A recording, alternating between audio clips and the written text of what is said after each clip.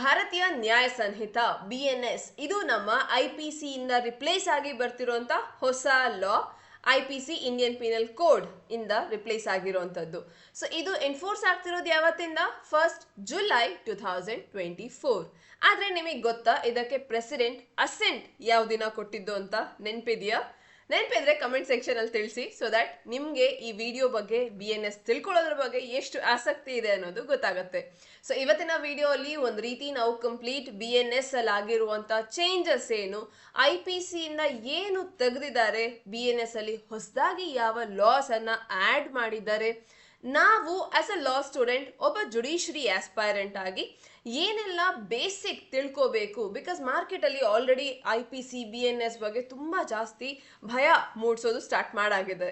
So ಹಾಗಾಗಿ ಅದರೆಲ್ಲ ಈ ಭಯದಲ್ಲಿ ಗೊಂದಲದಲ್ಲಿ ಸಿಕ್ಕಾಕೊಳ್ಳೋದಕ್ಕೂ ಮುಂಚೆ ಈ ಒಂದು ಬೇಸಿಕ್ ಡಿಫ್ರೆನ್ಸಸ್ ಏನು ಅದು ಗೊತ್ತಿಲ್ಲದೆ ಇರೋ ತನಕ ಅಷ್ಟೇ ಭಯ, ಗೊತ್ತಾದ ನಂತರ ಏನಕ್ಕಿರತ್ತೆ ಭಯ.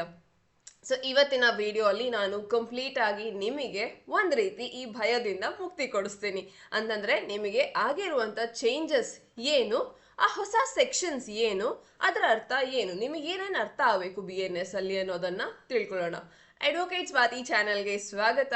ಅಂಡ್ ಇವತ್ತಿನ ವಿಡಿಯೋ ನಿಮಗೆ BNS ನ ಇಂಟ್ರೊಡಕ್ಷನ್ ಬಗ್ಗೆ ಆಗಿರುತ್ತೆ. ಅಂಡ್ ಇದೇ ರೀತಿ ಇನ್ನಷ್ಟು ವಿಡಿಯೋಸ್ಗೆ ನೀವು ಚಾನೆಲ್ನ ಸಬ್ಸ್ಕ್ರೈಬ್ ಮಾಡಿ, ವಿಡಿಯೋ ಲೈಕ್ ಮಾಡಿ, ನಿಮ್ಮ ಫ್ರೆಂಡ್ಸಿಗೆ ಶೇರ್ ಮಾಡಿ. ಸೊ ದ್ಯಾಟ್ ಸ್ಪೆಷಲಿ ಈಗ ನಾವು ಮಾಡ್ತಿರುವಂಥ ಈ BNS ಸೀರೀಸ್ ಅಲ್ಲಿ ಬರುವಂಥ ವಿಡಿಯೋಸ್ ಏನಿದೆ ಅದು ಡೆಫಿನೆಟ್ಲಿ ಪ್ರತಿಯೊಬ್ಬ ಲಾ ಸ್ಟೂಡೆಂಟ್ ಅಷ್ಟೇ ಅಲ್ಲ, ಅಡ್ವೊಕೇಟ್ ಪ್ಲಸ್ ಸಾಮಾನ್ಯ ಜನರಿಗೂ ಸಹ ಅಷ್ಟೇ ಹೆಲ್ಪ್ ಆಗುತ್ತೆ. ಬಿಕಾಸ್ ಅವೇರ್ನೆಸ್ ಕ್ರಿಯೇಟ್ ಮಾಡೋದನ್ನು ಸಹ ನಮ್ಮದೇ ಡ್ಯೂಟಿ ಅಲ್ವಾ. ಸೊ ಅದಕ್ಕೂ ಮುಂಚೆ ಅಡ್ವೊಕೇಟ್ ಸ್ವಾತಿ ಅಂದರೆ ನಮ್ಮ ಸ್ವಾತಿ ಲಾ ಕ್ಲಾಸಸ್ ಕಡೆಯಿಂದ ಆಲ್ರೆಡಿ ಸ್ಟಾರ್ಟ್ ಆಗಿರುವಂಥ ಈ ಒಂದು comprehensive batch Karnataka civil judge exam preparation 2024 ನ ನಿಟ್ಟಲ್ಲಿ ಸ್ಟಾರ್ಟ್ ಆಗಿರೋವಂಥದ್ದು. ಸೊ ಯಾರೆಲ್ಲ ಎಕ್ಸಾಮ್ 2024ಗೆ ಅಥವಾ ಇನ್ನೂ ಲಾ ಸ್ಕೂಲಲ್ಲಿದ್ದೀನಿ, ಕಾಲೇಜಲ್ಲಿದ್ದೀನಿ, ಫಸ್ಟ್ ಇಯರಲ್ಲಿದ್ದೀನಿ, ನಾನು ಜಡ್ಜ್ ಆಗಬೇಕು ಅಂತ ಅಂದ್ಕೊಂಡಿದ್ದೀನಿ ಅಂತಿರೋರು ಎಲ್ಲರಿಗೂ ಸಹ ಈ ಬ್ಯಾಚ್ ಫೋಕಸ್ ಮಾಡುತ್ತೆ. ಸೊ ಈ ಕಾಂಪ್ರಿಹೆನ್ಸಿವ್ ಬ್ಯಾಚ್ ಅಲ್ಲಿ ನಿಮಗೆ ಪ್ರಿಲಿಮ್ಸ್, ಮೇನ್ಸ್, ಇಂಟರ್ವ್ಯೂ ಈ ಮೂರು ಒಂದು ಸ್ಟೇಜಸ್ ಆಫ್ ಎಕ್ಸಾಮ್ ಏನಿದೆ ಈ ಮೂರು ಹಂತಕ್ಕೆ ನಿಮ್ಮನ್ನ ತಯಾರಿ ಮಾಡಲಾಗತ್ತೆ. ಸೊ ನಿಮ್ಮ ತಯಾರಿ ಈ ಮೂರು ಹಂತಕ್ಕೆ ಬೇಕಿರೋ ರೀತಿ ಈ ಬ್ಯಾಚ್ ಅಲ್ಲಿ ಗೈಡೆನ್ಸ್ ಕ್ಲಾಸಸ್ ನಿಮಗೆ ಲೈವ್ ಕ್ಲಾಸ್ ಆಗಿರುತ್ತೆ. ಮೋಸ್ಟ್ ಇಂಪಾರ್ಟೆಂಟ್ ಲೈವ್ ಕ್ಲಾಸ್ ಅಂತಂದ್ರೆ ನೀವು ಇಮಿಡಿಯೇಟ್ಲಿ ನಿಮ್ಗೆ ಇರುವಂಥ ಡೌಟ್ಸ್ ಅನ್ನ ಕ್ಲಿಯರ್ ಮಾಡ್ಕೊಳ್ಬಹುದು. ಆ್ಯಂಡ್ ಇನ್ನೊಂದು ಬ್ಯಾಚಸ್ ಎಲ್ಲರೂ ಕೇಳೋ ರೀತಿ ಕನ್ನಡ ಮೀಡಿಯಂ ಆಗಲಿ ಇಂಗ್ಲಿಷ್ ಮೀಡಿಯಂ ಎರಡೂ ಭಾಷೆಯಲ್ಲಿ ಇರುತ್ತೆ, ಕನ್ನಡ ಹಾಗೂ ಇಂಗ್ಲೀಷಲ್ಲಿ. ಆ್ಯಂಡ್ ಇನ್ನೊಂದು ಇಂಪಾರ್ಟೆಂಟ್ ಅಂತಂದರೆ ನಿಮಗೆ ಮಟೀರಿಯಲ್ ಕೊಡಲಾಗತ್ತೆ. ಅದಕ್ಕಿಂತ ಹೈಲೈಟ್ ಹೇಳೋದಾದರೆ ಈ ಬ್ಯಾಚಲ್ಲೇ ಈ ಬ್ಯಾಚಿಗೆ ಜಾಯ್ನ್ ಆಗ್ತಿರೋಂಥ ಸ್ಟೂಡೆಂಟ್ಸಿಗೆ ಇದೇ ಬ್ಯಾಚಲ್ಲೇ BNS, BNSS ಹಾಗೂ BSA ನಮ್ಮ ಮೂರು ಹೊಸ ಕ್ರಿಮಿನಲ್ ಲಾಸ್ ಅನ್ನ ಸಹ ಹೇಳ್ಕೊಡ್ಲಾಗತ್ತೆ. ಸೊ ಇದಿಷ್ಟು ನಿಮಗೆ ಇದೊಂದೇ ಬ್ಯಾಚ್ ಅಲ್ಲಿನೇ ಕಂಪ್ಲೀಟ್ ಆಗಿ ಪ್ರೊವೈಡ್ ಮಾಡ್ತಿದ್ದೀವಿ. ಸೊ ದಟ್ ನಿಮಗೆ ಎಕ್ಸಾಮ್ ಹಳೆ ಲಾ ಅಲ್ಲಿ ಕೇಳಿದ್ರೆ ಏನಂತೆ, ಹೊಸ ಲಾ ಅಲ್ಲಿ ಕೇಳಿದ್ರೆ ಏನಂತೆ, ನಮ್ಗೆ ಎರಡೂ ಬರುತ್ತೆ. ಸೊ ಇದು ಎಲ್ಲಾನು ಸಹ ಕವರ್ ಮಾಡ್ತಾ ಈ ಬ್ಯಾಚ್ 6 months ಡ್ಯೂರೇಷನ್ ಆಗಿರುತ್ತೆ. ಅಡ್ಮಿಷನ್ಸ್ ಓಪನ್ ಇದೆ, ಅಡ್ಮಿಷನ್ಸ್ ನಡೀತಿದೆ, ಕ್ಲಾಸಸ್ ನಡೀತಿದೆ. ಸೊ ನೀವು ನಿಮ್ಮ ಸೀಟನ್ನು ಎನ್ರೋಲ್ ಮಾಡ್ಕೊಳ್ಬಹುದು ಆದಷ್ಟು ಬೇಗ. ವಿಡಿಯೋ ನೋಡ್ತಿದ್ದೀರಿ ಅಂತಂದರೆ ನೀವು ಕೂಡಲೇ ಕಾಲ್ ಮಾಡಿ ನಿಮ್ಮನ್ನು ನೀವು ಎನ್ರೋಲ್ ಮಾಡ್ಕೊಳ್ಬಹುದು. ಕಾಲ್ ಮಾಡಬೇಕಾಗಿರೋದು 9650849915 ಈ ನಂಬರಿಗೆ ಕಾಲ್ ಅಥವಾ ವಾಟ್ಸ್ಆ್ಯಪ್ ಮುಖಾಂತರನೂ ಸಹ ನೀವು ಎನ್ರೋಲ್ ಮಾಡ್ಕೊಳ್ಬಹುದು. ನಿಮಗೆ ಮಾಕ್ ಟೆಸ್ಟ್ ಮೋಸ್ಟ್ ಇಂಪಾರ್ಟೆಂಟ್. ಯಾವತ್ತೂ ಅಷ್ಟೇ ನಿಮ್ಮ ತಯಾರಿ ಎಷ್ಟು ಮಟ್ಟಕ್ಕೆ ರೀಚ್ ಆಗಿದೆ ಅನ್ನೋದು ನಿಮ್ಮ ಈ ಟೆಸ್ಟ್ ತಗೊಳ್ಳೋದ್ರ ಮುಖಾಂತರನೇ ಗೊತ್ತಾಗತ್ತೆ. ಹಾಗಾಗಿ ಈ ಟೆಸ್ಟನ್ನು ಸಹ ನಿಮಗೆ ಕ್ಲಾಸಸ್ ಅಲ್ಲಿನೇ ಪ್ರೊವೈಡ್ ಮಾಡಲಾಗತ್ತೆ. ಇದಿಷ್ಟು ನಿಮಗೆ ಕಾಂಪ್ರಿಹೆನ್ಸಿವ್ ಬ್ಯಾಚ್ ಅಲ್ಲಿ ಫೋಕಸ್ ಮಾಡ್ತಿರೋದು. ಆ್ಯಂಡ್ ಈ ಬ್ಯಾಚ್ ಅಲ್ಲಿ ನೀವು ಅಡ್ಮಿಷನ್ ತಗೊಂಡಲ್ಲಿ ನಿಮಗೆ ಪ್ರಿಲಿಮ್ಸ್ ಹಾಗೂ ಮೇನ್ಸ್ಗೆ ಕಂಪ್ಲೀಟ್ ನಿಮ್ಮ ಎಕ್ಸಾಮ್ ತನಕನೂ ಸಹ ಇಂಟೈರ್ ಗೈಡೆನ್ಸ್ ಸಿಗುತ್ತೆ. ಹಾಗಾಗಿ ಯೋಚನೆ ಮಾಡದೆ ಜಡ್ಜ್ ಆಗಬೇಕು ಅಂತಿರೋಂಥವ್ರು ನೀವು ಅಡ್ಮಿಷನ್ ತಗೊಳ್ಬಹುದು. ಆ್ಯಂಡ್ ನಿಮಗೆ ಈ ಒಂದು ಬ್ಯಾಚ್ಗೆ ಅಡ್ಮಿಷನ್ ತಗೊಳ್ಳೋದಕ್ಕೆ ಆಲ್ರೆಡಿ ಸ್ಟಾರ್ಟ್ ಆಗಿದೆ. ಸೊ ಅಡ್ಮಿಷನ್ಸ್ ತಗೊಳ್ಳಿ. ಆ್ಯಂಡ್ ನಿಮ್ಮ ಫ್ರೆಂಡ್ಸ್ ಯಾರಾದರೂ ಫ್ಯಾಮಿಲಿ ತಗೊಳ್ಬೇಕು, ಅಡ್ಮಿಷನ್ ಜಡ್ಜ್ ಆಗಬೇಕು ಅಂತಿರೋರಿಗೆ ಖಂಡಿತ ಶೇರ್ ಮಾಡಿ. ಬನ್ನಿ ವಿಡಿಯೋ ಸ್ಟಾರ್ಟ್ ಮಾಡೋಣ. ಸೊ ಫಸ್ಟ್, ಭಾರತೀಯ ನ್ಯಾಯ ಸಂಹಿತ ಇದು ನಮ್ಮ IPC ನ ರಿಪ್ಲೇಸ್ ಮಾಡಿ ಬಂದಿರುವಂತ ಹೆಸರು. ನೆನ್ಪಿರ್ಲಿ, ನಾವು ಇದುವರೆಗೂ ಕೋಡ್, ಇಂಡಿಯನ್ ಪೀನಲ್ ಕೋಡ್, ಈ ಕೋಡ್ ಅಲ್ಲಿ ಈ ಸೆಕ್ಷನ್ ಅಂತ ಮಾತನಾಡ್ತಿದ್ರಿ. ಬಟ್ ಇನ್ ಮುಂದೆ ಇದು ಈ ಸಂಹಿತ ಅಲ್ಲಿರುವಂತ ಈ ಸೆಕ್ಷನ್ ಅಂತ ಮಾತನಾಡಬೇಕಾಗತ್ತೆ. ಸೊ ಬೇಸಿಕಲಿ ನಮಗೆ ಭಾರತೀಯ ನ್ಯಾಯ ಸಂಹಿತ ಅಲ್ಲಿ ಆಗಿರುವಂತ ಆಡ್ ಆಗಿರುವಂತ ಹೊಸ ಒಫೆನ್ಸಸ್ ಅಂತಂದ್ರೆ 20 ಹೊಸ ಒಫೆನ್ಸಸ್ ಆಡ್ ಆಗಿದೆ. ಅಂತಂದ್ರೆ 20 ಹೊಸ ಒಫೆನ್ಸಸ್. ಯಾವತ್ತು ಒಂದು ಸೊಸೈಟಿ ಡೈನಮಿಕ್ ಆಗಿರತ್ತೆ ಅಂಡ್ ಅದೇ ರೀತಿ ಲಾ ಡೈನಮಿಕ್ ಆಗಿರ್ಬೇಕಾಗತ್ತೆ. ಏನಕ್ಕಂದ್ರೆ ಅಲ್ಟಿಮೇಟ್ಲಿ ಸೊಸೈಟಿಯಲ್ಲಿ ರೇಸ್ ಆಗ್ತಿರುವಂತ ಚಾಲೆಂಜಸ್ ನ ಮೀಟ್ ಆಗೋದಕ್ಕೇನೆ ಲಾ ಇರೋದು. ಸೊ ಅದನ್ನ ಲಾ ಬದಲಾಗ್ತಿಲ್ಲ ಅಂತಂದ್ರೆ ಅದು ಇರೋಂಥದ್ದು ವೇಸ್ಟ್ ಆಗುತ್ತೆ. ಸೊ ಹಾಗಾಗಿ ಈ ಲಾ ಅಮೆಂಡ್ಮೆಂಟ್ಸ್ ಮುಖಾಂತರ ಬದಲಾಗ್ತಿತ್ತು. ಎಷ್ಟೇ ಅಮೆಂಡ್ಮೆಂಟ್ಸ್ ಮುಖಾಂತರ ನಾವು ಚೇಂಜ್ ಮಾಡ್ತಿದ್ರು ಸಹ ಎಲ್ಲೋ ಒಂದ್ ಕಡೆ ನಮ್ಮ ಈ ಹಳೆ 1860 ಕೊಲೋನಿಯಲ್ ಪೀರಿಯಡ್ ಅಲ್ಲಿ ಆಗಿರುವಂತ ಈ ಒಂದು ಲಾ ನ ಬದಲಾಯಿಸಿ ಇಂಡಿಯನೈಸ್ ಮಾಡುವಂತ ಅಗತ್ಯ ಇತ್ತು. ಅಂಡ್ ಈಗ ಈ ಇದರಲ್ಲಿ 20 ನ್ಯೂ ಒಫೆನ್ಸಸ್, ನಾವು ಹೊಸ ಒಫೆನ್ಸಸ್ ಏನು ಅಂತ ಡಿಸ್ಕಸ್ ಮಾಡೋಣ. ಸೊ ಆಗ ನಿಮ್ಗೆ ಗೊತ್ತಾಗುತ್ತೆ ಏನು ಹೊಸ ಭಾರತದಲ್ಲಿ ಇದ್ದಂತ ಒಂದು ಪ್ರಾಬ್ಲಮ್ಸ್, ಒಫೆನ್ಸಸ್, ಕ್ರೈಮ್ಸ್ ಅನ್ನ ನಾವು ಹೊಸದಾಗಿ ಆಡ್ ಮಾಡಿದೀವಿ ಅನ್ನೋದು. ಸೊ ಈ ಕ್ವೆಶನ್ಸ್ ಇನ್ನೊಂದು ನಿಮ್ಗೆ ಪ್ರಿಲಿಮ್ಸ್ಗೂ ಸಹ ಅಷ್ಟೇ ಇಂಪಾರ್ಟೆಂಟ್ ಆಗುತ್ತೆ. ಸೊ ಹಾಗಾಗಿ ಗಮನ ಇಟ್ಟು ಕೇಳಿ. 20 ಹೊಸ ಒಫೆನ್ಸಸ್ ಆಡ್ ಆಗಿದೆ ಅಂಡ್ 19 ಆಲ್ರೆಡಿ ಇದ್ದಂತ ಒಂದು IPC ಅಲ್ಲಿ ರಿಪೀಲ್ಡ್ ಆಗಿತ್ತು. ಸೊ ಅದನ್ನ ನಾವು ಡ್ರಾಪ್ ಔಟ್ ಮಾಡಿದೀವಿ, ತೆಗ್ದಿದೀವಿ, ಇರ್ಲ ಅದು ಈಗ. ಸೊ ಆಲ್ರೆಡಿ ಅದು ಇರಲಿಲ್ಲ, IPC ಎಲ್ಲ ರಿಪೀಲ್ ಮಾಡಿದ್ವಿ, ಈಗ ಅದನ್ನ ನಾವು ಡ್ರಾಪ್ ಔಟ್ ಮಾಡಿದೀವಿ. ಸೊ ಇದು ಹೆಚ್ಚಿಗೆ ಇಂಪಾರ್ಟೆಂಟ್ ಅಲ್ಲ, ಇದು ನಿಮಗೆ ಇಂಪಾರ್ಟೆಂಟ್ ಆಗತ್ತೆ. Punishment of imprisonment has been increased for 33 offenses. 33 ಒಫೆನ್ಸಸ್ಗೆ, ಆಲ್ರೆಡಿ ಇದ್ದಂತ ಒಫೆನ್ಸಸ್ಗೆ ಇಂಪ್ರಿಸನ್ಮೆಂಟ್ ಪೀರಿಯಡ್ ಹೆಚ್ಚು ಮಾಡಿದೀವಿ. ಅಂದ್ರೆ 5 ವರ್ಷದ ಜೈಲ್ ಶಿಕ್ಷೆ ಅಂತ ಇರೋದನ್ನ 7 ವರ್ಷ ಮಾಡಿದೀವಿ. ಈ ರೀತಿ ಇಂಪ್ರಿಸನ್ಮೆಂಟ್ ಪೀರಿಯಡ್, ಜೈಲ್ ಶಿಕ್ಷೆ ಪೀರಿಯಡ್ ಅನ್ನ ಇನ್ಕ್ರೀಸ್ ಮಾಡಿದೀವಿ. First, fines have been increased for 83 offenses. 83 ಒಫೆನ್ಸಸ್ಗೆ ಫೈನ್ ಅಂತ ಏನಿತ್ತು, ಫೈನ್ 500 ರೂಪಾಯಿ ಫೈನ್ ಕಟ್ಟಬೇಕಾಗತ್ತೆ, 1000 ರೂಪಾಯಿ ಫೈನ್ ಕಟ್ಟಬೇಕಾಗತ್ತೆ, ಅದನ್ನ 83 ಒಫೆನ್ಸಸ್ಗೆ ನಾವು ಇನ್ಕ್ರೀಸ್ ಮಾಡಿದೀವಿ. And a mandatory minimum punishment has been introduced for 23 offenses.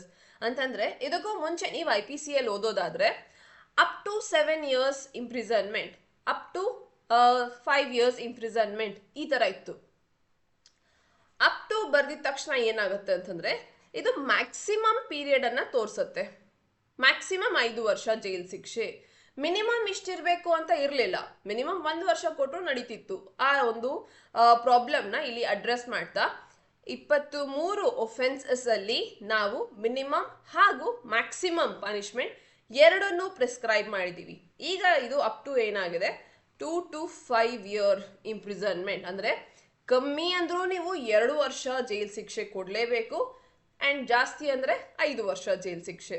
ಈ ರೀತಿ ಎಲ್ಲ ಒಫೆನ್ಸಸ್ಸಿಗೂ ಒಂದು 23 ಡಿಫ್ರೆಂಟ್ ಒಫೆನ್ಸಸ್ಸಿಗೆ ಅಕಾರ್ಡಿಂಗ್ಲಿ ನಾವು ಈ ಒಂದು ಮಿನಿಮಮ್ ಹಾಗೂ ಮ್ಯಾಕ್ಸಿಮಮ್ ಎರಡನ್ನೂ ಸಹ ಕೊಟ್ಟು ನಾವು ಬದಲಾಯಿಸಿದ್ವಿ. ಅದಲ್ಲದೆ ಸೆಕ್ಷನ್ 6 ನಮಗೆ ಒಫೆನ್ಸಸ್ ಟೈಪ್ಸ್ ಆಫ್ ಪನಿಷ್ಮೆಂಟ್ಸ್ ಬಗ್ಗೆ ಹೇಳುತ್ತೆ. ಅಂಡ್ ಅದರಲ್ಲಿ ನಾವು ಇದಕ್ಕೂ ಮುಂಚೆ 5 ತರದ ಪನಿಷ್ಮೆಂಟ್ಸ್ ಇತ್ತು ನಮಗೆ. ಈಗ 6ನೇ ಒಂದು ಹೊಸ ಕ್ಯಾಟಗರಿನ ಹಾಕಿದೀವಿ, that is community service. And ಈ ಕಮ್ಯುನಿಟಿ ಸರ್ವಿಸ್ನ ನಾವು 6 ಒಫೆನ್ಸಸ್ ಅಲ್ಲಿ ಇಂಪ್ಲಿಮೆಂಟ್ ಮಾಡಿದೀವಿ. ಅಂದ್ರೆ 6 ತರದ ಒಫೆನ್ಸಸ್ಗೆ ಕಮ್ಯುನಿಟಿ ಸರ್ವಿಸ್ ಪನಿಷ್ಮೆಂಟ್ ಅನ್ನೋ ರೀತಿ ಕೊಟ್ಟಿದ್ದೀವಿ. ಸೊ ಕಮ್ಯುನಿಟಿ ಸರ್ವಿಸ್ ಅಂದ್ರೆ ಏನು, ಇದ್ರ ಬಗ್ಗೆ ಆಲ್ರೆಡಿ ನಾನೊಂದು ಸಪ್ರೇಟ್ ವಿಡಿಯೋ ಲೆಕ್ಚರ್ ಮಾಡಿದ್ದೀನಿ. ಸೊ ನಿಮಗೆ ಮೇಲೆ ಐ ಬಟನ್ ಅಥವಾ ಡಿಸ್ಕ್ರಿಪ್ಷನ್ ಬಾಕ್ಸ್ ಅಲ್ಲಿ ಆ ವಿಡಿಯೋ ಲಿಂಕ್ ಸಿಗುತ್ತೆ. ಸೊ ಕಮ್ಯುನಿಟಿ ಸರ್ವಿಸ್ ಏನು ಅನ್ನೋದು ಅದರಲ್ಲಿ ಗೊತ್ತಾಗುತ್ತೆ. ಸೊ ಕಮ್ಯುನಿಟಿ ಸರ್ವಿಸ್ ಅಂತಂದ್ರೆ 100 ಗಿಡ ನೆಡಿ ಅಂತ ಹೇಳ್ಬೋದು, ಅಥವಾ ಈ ಏರಿಯಾ ಕ್ಲೀನ್ ಮಾಡಿಸಿ ಅಂತ ಹೇಳ್ಬೋದು. ಈ ರೀತಿ fine, imprisonment, death sentence, life imprisonment ಅನ್ನೋ ಪನಿಷ್ಮೆಂಟ್ ಏನಿತ್ತು, ಪ್ರಾಪರ್ಟಿ ಅಟ್ಯಾಚ್ಮೆಂಟ್, ಇದಲ್ಲದೆ ಈಗ ಕಮ್ಯುನಿಟಿ ಸರ್ವಿಸ್ ನಮಗೆ 6th type of on punishment ಆಗುತ್ತೆ. ಇದು ಆಗಿರುವಂತ ಮೇಜರ್ ಬದಲಾವಣೆಗಳು ನಮ್ಮ IPC ಅಲ್ಲಿ. ಈಗ IPC ಅಲ್ಲ, BNS ಅಲ್ಲಿ. ಸೊ ಈಗ ಈ 20 ಹೊಸ ಒಫೆನ್ಸಸ್ ಆಡ್ ಆಗಿದೆ ಅಂತ ಹೇಳಿದೆ. ಯಾವುದು 20 ಹೊಸ ಒಫೆನ್ಸಸ್ ಅನ್ನೋದನ್ನ ನೋಡೋಣ. ಸೊ 20 ಹೊಸ ಒಫೆನ್ಸಸ್ ಅಲ್ಲಿ first and foremost 2 class 3. IPC ಅಲ್ಲಿ ನಮಗೆ ಡೆಫಿನೇಷನ್ಸ್ ಅನ್ನೋದು 1 2 3 4 2 3 4 5 6 ಅಂತ ಸೆಕ್ಷನ್ ಇದರಲ್ಲಿ ಇತ್ತು. ಆದರೆ ಬೇರೆಲ್ಲ ಆಕ್ಟ್ ನೋಡಿದ್ರೆ ಸೆಕ್ಷನ್ 2 ಅಲ್ಲೇ ಸಬ್ ಕ್ಲಾಸ್ ಕ್ಲಾಸಸ್ ಇದರಲ್ಲಿ ಡೆಫಿನೇಷನ್ಸ್ ಅನ್ನ ಕೊಟ್ಟಿದ್ವಿ. ಸೊ ಈಗ BNS ಸಹ ಅದೇ ರೀತಿ ಆ ಒಂದು ಸೆಕ್ಷನ್ 2 ಅಲ್ಲೇ ಕ್ಲಾಸಸ್ ಹಾಕಿ ನಾವು ಡೆಫಿನೇಷನ್ಸ್ ಎಲ್ಲ ಒಂದ್ ಕಡೆ ಸೆಕ್ಷನ್ 2 ಅಲ್ಲಿ ಒಂದ್ ಕಡೆ ಸೆಕ್ಷನ್ 2 ಇಂದ 2 ಕ್ಲಾಸ್ 1 ಇಂದ 2 ಕ್ಲಾಸ್ 39 ತನಕ ಇಷ್ಟು ಡೆಫಿನೇಷನ್ಸ್ ಎಲ್ಲ ಒಂದೇ ಕಡೆ ಬರ್ದಿದ್ದೀವಿ. ಅದರಲ್ಲಿ ಹೊಸದಾಗಿ ಆಡ್ ಆಗಿದೆ ಚೈಲ್ಡ್ ಡೆಫಿನೇಷನ್. ಚೈಲ್ಡ್ ಅಂತಂದ್ರೆ ಪ್ರತಿಯೊಬ್ಬ ಮಗು 18 ವರ್ಷಕ್ಕಿಂತ ಕಮ್ಮಿ ಇರುವಂತ ಒಂದು ಮಗುವನ್ನ ನಾವು ಚೈಲ್ಡ್ ಅಂತ ಕರಿತೀವಿ. ಇದು ಚೈಲ್ಡ್ ನ ಡೆಫಿನೇಷನ್. ಇದಕ್ಕೂ ಮುಂಚೆ IPC ಅಲ್ಲಿ ಇದಿರಲಿಲ್ಲ. ಈಗ ಚೈಲ್ಡ್ ಡೆಫಿನೇಷನ್ ನಿಮಗೆ BNS ಅಲ್ಲಿ ಕಾಣಿಸುತ್ತೆ. Next section 48, abetment outside India for offence in India. ಯಾವುದೇ ಒಂದು ಒಫೆನ್ಸ್ ಇಂಡಿಯಾ ಅಲ್ಲಿ ಕಮಿಟ್ ಆಗಿ ಆ ಒಂದು ಒಫೆನ್ಸ್ ಇಂಡಿಯಾ ಅಲ್ಲಿ ನಡೆಯೋದಕ್ಕೆ ಬೇರೆ ಇಂಡಿಯಾದಿಂದ ಆಚೆಯಿಂದ ಯಾರಾದರೂ ಉತ್ತೇಜಿಸಿರೋದಾಗಿದ್ದಲ್ಲಿ ಅಬೆಟ್ ಮಾಡಿದ್ದಲ್ಲಿ ಅವರಿಗೂ ಸಹ ಪನಿಷ್ಮೆಂಟ್ ಆಗುತ್ತೆ. ಅದಕ್ಕೂ ಸಹ ಪನಿಷ್ಮೆಂಟ್ ಇದೆ. ಸೊ ಅದು ನಿಮ್ಮ ಸೆಕ್ಷನ್ 48. ಸೆಕ್ಷನ್ 69 ಆಲ್ರೆಡಿ ಇಂಟರ್ನೆಟ್ ಅಲ್ಲಿ ಎಲ್ಲ ಕಡೆ ತುಂಬಾ ಒಂದು ಸುದ್ದಿ ಮಾಡಿದೆ. Sexual intercourse by employing deceitful means. ಇದು ಸ್ಪೆಷಲಿ ಹುಡುಗರಿಗೆ ಯಾರೆಲ್ಲ ಸುಳ್ಳು ಪ್ರಾಮಿಸ್ ಮಾಡಿ ಫಿಸಿಕಲ್ ರಿಲೇಶನ್ಶಿಪ್ಗೆ ಅಂತ ಎಂಟರ್ ಆಗಿರ್ತೀರಿ. ಸೊ ಆ ಒಂದು ಇದರಲ್ಲಿ ನೀವು ಎವಿಡೆನ್ಸಸ್ ಇರಬೇಕು ಅನ್ನೋ ರೀತಿ ಇದು ನೀವು ಆಲ್ರೆಡಿ ವಿಡಿಯೋಸ್ ಮುಖಾಂತರ ನೋಡಿರಬಹುದು ಇಂಟರ್ನೆಟ್ ಅಲ್ಲಿ. ಸೊ ಸೆಕ್ಷನ್ 69 ಇಂಪಾರ್ಟೆಂಟ್ ಆಗುತ್ತೆ. 95 section 95, hiring, employing or engaging a child to commit an offence. ಯಾವುದೇ ಒಬ್ಬ ಮಗು ಚೈಲ್ಡ್ ಮೇಲೆ ಡಿಫೈನ್ ಆಗಿದೆ, ಆ ಒಂದು ಡೆಫಿನೇಷನ್ ನಿಮಗೆ ಇಲ್ಲಿ ಅಪ್ಲೈ ಆಗತ್ತೆ. 18 ವರ್ಷಕ್ಕಿಂತ ಕಮ್ಮಿ ಇರುವಂತ ಯಾವುದೇ ಮಗುನ ಹೈರ್ ಮಾಡ್ಕೊಳ್ಳೋದು ಅಥವಾ ಕೆಲ್ಸಕ್ಕೆ ಇಟ್ಕೊಳ್ಳೋದು ಅಥವಾ ಆ ಮಗು ಕೈಯಲ್ಲಿ ನೀವು ಏನೇ ಒಂದು ಒಫೆನ್ಸ್ ನ ಕಮಿಟ್ ಮಾಡ್ಸೋದಿಕ್ಕೆ ಕೆಲ್ಸಕ್ಕೆ ಇಟ್ಕೊಳ್ಳೋದು, ಈ ರೀತಿ ಇದನ್ನ ನಾವು ಪನಿಷ್ ಮಾಡ್ತಿದೀವಿ. ಅಂದ್ರೆ ಮಗು ಕೈಯಲ್ಲಿ ಮಾಡಿಸುವಂತ ಯಾವುದೇ ಒಂದು ಒಫೆನ್ಸ್ ಅಂತ ಇದ್ದಲ್ಲಿ ಅದು punishable under section 95. Next 103 class 2, ಇದು ಇಂಪಾರ್ಟೆಂಟ್. ತೆಹಸೀನ್ ಪೂನಾವಾಲಾ ಕೇಸ್ ಇತ್ತು ಇದಕ್ಕೆ, ಬಟ್ ಈಗ ಅದನ್ನ ಸ್ಪೆಸಿಫಿಕ್ ಆಗಿ ಸೆಕ್ಷನ್ ಅಲ್ಲಿ ನಾವು ಬರ್ದಿದ್ದೀವಿ. Punishment for murder, mob lynching. Mob lynching ಮೇಲೆ ಲ್ಯಾಂಡ್ ಮಾರ್ಕ್ ಜಡ್ಜ್ಮೆಂಟ್ ಇದೆ, ಬಟ್ ಈಗ ಆ ಒಂದು ಮಾಬ್ ಲಿಂಚಿಂಗ್ ಆಲ್ರೆಡಿ ಇಂಡಿಯಾ ಅಲ್ಲಿ ಇದ್ದಂತ ಈ ಒಂದು ಪ್ರಾಬ್ಲಮ್ ನ ಅಡ್ರೆಸ್ ಮಾಡ್ತಾ ನಾವು ಸೆಕ್ಷನ್ ಅಲ್ಲೂ ಸಹ ಬರ್ದಿದ್ದೀವಿ. ಅಂಡ್ ಇದು ನಿಮಗೆ ಎಕ್ಸಾಮ್ ಅಲ್ಲಿ ಕೇಳಬಹುದಾದಂತ important section. Section 106 clause 2, causing death by negligence. So ಇದು ಕಾಮನ್, ಎಲ್ಲರಿಗೂ ಗೊತ್ತಿರುವಂತದ್ದು. ನೆಗ್ಲಿಜೆನ್ಸ್ ಇಂದ ಡೆತ್ ಕಾಸ್ ಆದಲ್ಲಿ ಸೆಕ್ಷನ್ 106 ಕ್ಲಾಸ್ 2 ಪನಿಷಬಲ್ ಅಂತ ಹೇಳುತ್ತೆ. 111 organised crime, 112 petty organised crime, 113 terrorist act. ಈ ಮೂರು ಹೊಸದಾಗಿ ಆಡ್ ಆಗಿರುವಂತದ್ದು. ಟೆರರಿಸ್ಟ್ ಆಕ್ಟ್ ಇದಕ್ಕೂ ಮುಂಚೆ ನಮಗೆ ಸ್ಪೆಸಿಫಿಕ್ ಆಗಿ ಟೆರರಿಸ್ಟ್ ಆಕ್ಟ್ ಅಂತ ಎಲ್ಲೇನೂ ಸಹ ಡಿಫೈನ್ ಮಾಡಿಲ್ಲ, ಅದಕ್ಕೆ ಪನಿಷ್ಮೆಂಟ್ ಅಂತ ಇರಲಿಲ್ಲ. ಬಟ್ ಈಗ ನಾವು ಅದನ್ನ ಬರ್ದು ಆಸ್ ಅನ್ ಒಫೆನ್ಸ್ ಇದಕ್ಕೆ ಪನಿಷ್ಮೆಂಟ್ ಸಹ ಕೊಟ್ಟಿದ್ದೀವಿ. ಸೊ ಈ ಮೂರು ಇಂಪಾರ್ಟೆಂಟ್ ಆಗುವಂತ ಒಂದು offences. 117 class 3, voluntarily causing hurt, causes hurt which causes that person to be in permanent disability or persistent vegetative state. Permanent ಆಗಿ ನೀವು ಒಂದು ವೆಜಿಟೇಟಿವ್ ಸ್ಟೇಟ್ ಕೋಮಾಗೆ ಕಳಿಸೋ ರೀತಿ ಒಂದು ಗ್ರೀವಿಯಸ್ ಹರ್ಟ್ ಕಾಸ್ ಮಾಡಿದಾಗ. ಸೊ ಆ ಒಂದು ಗ್ರೀವಿಯಸ್ ಹರ್ಟ್ 117 ಕ್ಲಾಸ್ 3 ಅಲ್ಲಿ. ಇದಕ್ಕೂ ಮುಂಚೆ ನಮಗೆ 8 ಸಬ್ಸೆಕ್ಷನ್ಸ್ ಇತ್ತು, ಕ್ಲಾಸಸ್ ಇತ್ತು. ಸೊ ಗ್ರೀವಿಯಸ್ ಹರ್ಟ್ಗೆ ಈಗ 117 ಕ್ಲಾಸ್ 3 ಅಲ್ಲಿ 2 ಹೊಸ ಒಂದು ಕ್ಲಾಸ್ ಅನ್ನ ಆಡ್ ಮಾಡಿದೀವಿ. 17 ಕ್ಲಾಸ್ 3, 117 ಕ್ಲಾಸ್ 4. ಇದು voluntarily causing grievous hurt. Causes grievous hurt on the ground of person's race, caste, community, sex etcetera. ಕೇವಲ ಆ ವ್ಯಕ್ತಿಯ ಕಾಸ್ಟ್, ಕಮ್ಯುನಿಟಿ, ರೇಸ್ ಹಾಗೂ ಆ ವ್ಯಕ್ತಿಯ ಜೆಂಡರ್, ಸೆಕ್ಸ್ ಬೇಸಿಸ್ ಮೇಲೆ ಆ ವ್ಯಕ್ತಿ ಮೇಲೆ ಹಲ್ಲೆ ಮಾಡಿದಲ್ಲಿ, ಗ್ರೀವಿಯಸ್ ಹರ್ಟ್ ಕಾಸ್ ಮಾಡಿದಲ್ಲಿ ಪನಿಷಬಲ್ ಒಫೆನ್ಸ್ ಅಂತ ಹೇಳ್ತಿದ್ದೀವಿ.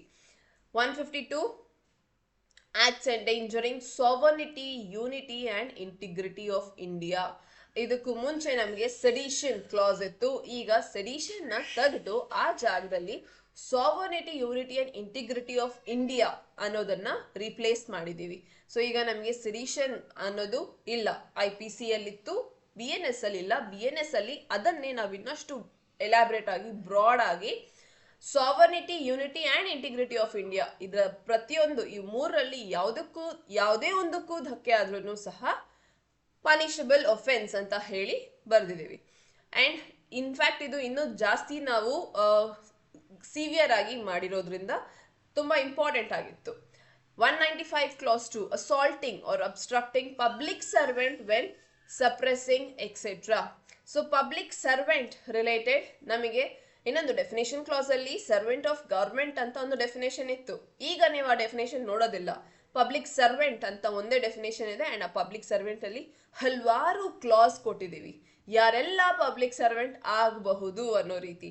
ಸೊ ಆ ಒಂದು ಕ್ಲಾಸ್, ಡೆಫಿನೇಷನ್ ಕ್ಲಾಸ್ ಅಲ್ಲಿ ಪಬ್ಲಿಕ್ ಸರ್ವೆಂಟ್ ಏನನ್ನ ಡಿಫೈನ್ ಮಾಡಿದ್ದೀವಿ ಆ ಒಂದು ಇದು ಇಲ್ಲಿ ಅಪ್ಲೈ ಆಗತ್ತೆ. ಅವರಿಗೆ ನೀವು ಅಸಾಲ್ಟ್ ಇಲ್ಲ ಅಬ್ಸ್ಟ್ರಕ್ಟ್ ಮಾಡಿದಲ್ಲಿ punishable offence. 197 clause 1 sub clause D, imputations, assertions prejudicial to national integration, makes or publishes false or misleading information jeopardizing the sovereignty, unity and integrity or security of India. ಹೊಸ section and ಅಷ್ಟೇ important section related to Indian security. So integrity, unity and sovereignty ನೀವು already ಮೇಲೆ section 152 ಅಲ್ಲಿ ನೋಡ್ತೀರಿ. But ಇದು ಇನ್ನಷ್ಟು national ಇಂಟಿಗ್ರೇಷನ್ಗೆ ಸಂಬಂಧಪಟ್ಟ ಹಾಗೆ ಯಾವುದೇ ಒಂದು ಪಬ್ಲಿಷ್ ಮಾಡುವಂಥದ್ದು ಫಾಲ್ಸ್ ಆರ್ ಮಿಸ್ಲೀಡಿಂಗ್ ಇನ್ಫಾರ್ಮೇಶನ್ ಯಾವ ರೀತಿ that sovereignty, unity and integrity of India ಸೆಕ್ಯೂರಿಟಿನ ಕಾಂಪ್ರಮೈಸ್ ಮಾಡೋ ರೀತಿ ಅಂತಂದಾಗ that is a punishable offense. 197 clause 1 sub clause D. 226, attempt to suicide to compel or restrain exercise of lawful power. Attempt to suicide ittu namalli. ಈಗ ನೀವು attempt to suicide section ನೋಡೋದಿಲ್ಲ. 309 ಈಗ ಇಲ್ಲ.